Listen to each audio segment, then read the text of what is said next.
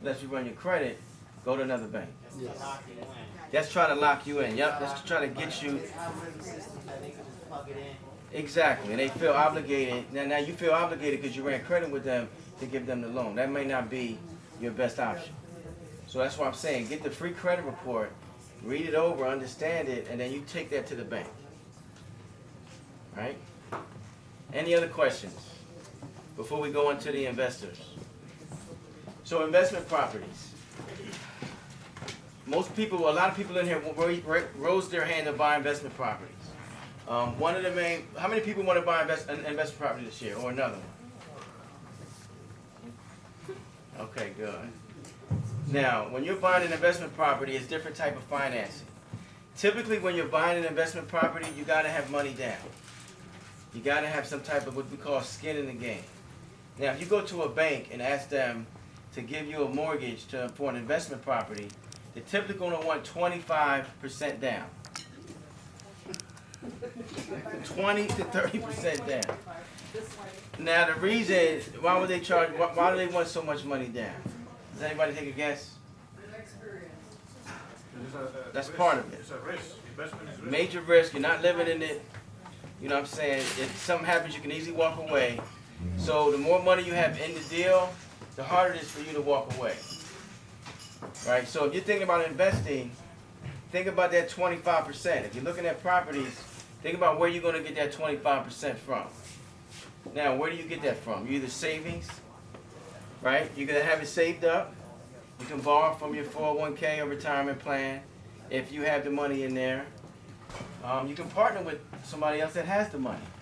What a lot of people do, they partner up with someone that has more capital than them, and they do a lot of the work, and that person pretty much puts the money up, and you form a joint venture. Now, partnerships are very funny, depending on the people involved. You got to be careful with who you partner with. But that's a great opportunity if you can find the right fit. As far as credit goes, credit is not as important on investment properties as owner-occupied properties, but you still want to make sure your credit is in that mid to high sixes when you're buying an investment property, right? Now, there's also programs for investors that's called asset-based lending. So that's based off of the income that the property is going to generate. So they don't look at your credit as much, your income as much. They're looking at the property that the income is producing. Based off of that, they're going to lend you the money to buy the property. So there's different programs for investors to buy properties. Now, if you're looking to buy, fix, and sell, or you're looking to buy, fix, and hold, or buy and hold, there's different loan programs for each of those type of investments. So when you're talking to your lender, you just want to be very specific on why you're buying a property, what your plan is. I suggest everybody have an exit strategy. If you're looking to buy a property for investment, either you're going to fix, you want to have 2 or 3 exit strategies because things come up. If you're planning on flipping a house, you want to at least be prepared if you can't sell it to rent it out. A lot of people don't want to think that way. They don't want to be landlords that just want to turn and burn. But in the economy that we're in, you want to make sure you have other options. Because if you can't sell it and you rent it out, then you can maybe refi and get some of your money back until the market comes back up. So it's a lot of different ways and different things to think about when you're investing in real estate as well. So those are some nuggets to think about. Everybody doesn't have cash. You know, so there's programs out there for people who want to buy investments. Any questions as far as that goes? Rose, you want to come up before I go into the title stuff, or you want to say? Do you do JVs for when you're buying investment properties since you're a mentor before something like that? It's gotta be, it's case by case. The money partner just left, and I wanted to introduce him. Boy just snuck out of here, and I wanted everybody to meet him, but he left. Before you get into title, I do want to introduce him. Sure, absolutely. Okay, so we have a special guest today. Just Tariq Kenny. He is the county surrogate, and he works in a lot with the probate and title and housing. You know, when it comes down to title and people, that's under his office. So I just want to have him come up and just speak for just a few seconds or whatever. Would you come on up?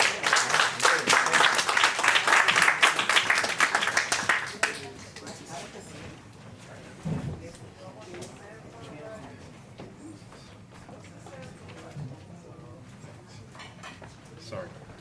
Good evening, everyone. Good evening. I'm not going to be long. I'm just going to be real quick. So I'm the surrogate for the County of Essex. So when someone passes, if you have a will or you have an estate, that's under my jurisdiction. So my responsibility is to make sure that if you don't have a will upon your passing, or if a family member doesn't have a will upon their passing, we make sure that we identify somebody who is the administrator of that estate, and that person assumes possession of the property based on the criteria that person follows based on the law. And so what I'm providing you is a few things. Just a reminder, because I know you guys are talking about building assets, building wealth, bringing in income, but protect whatever you create. Most importantly, because I know you're doing this stuff not only for yourself, but you're doing it for your family. And a lot of times when we probate wills, folks who don't have wills, I should say, you see us stepping in and then making the determination of what happens to your estate if you didn't properly plan. And so what we have is you should have some information about will trusts, estate information, guardianship matters. We will also have conversations with you in your home. So Nikki is our community liaison. She's going to be starting with us on the 20th. And since this idea, we had a conversation at a friend of hers' house, and because we want to talk to people intimately about these sort of matters. And so this is a long conversation that we want to have with individuals, because by show of hands, how many people have property? By a show of hands, how many people want to own property? By a show of hands, how many people have a will? So, as you see, out of a room of 30 people, only 3 individuals have a will. And I'm gonna get to your question in a second. Which means is that you might have a partner that you might have divorced. That person might have some stake in your property. You might have a person that you separated from. You hate them because she cheated on you. Say she cheated on you.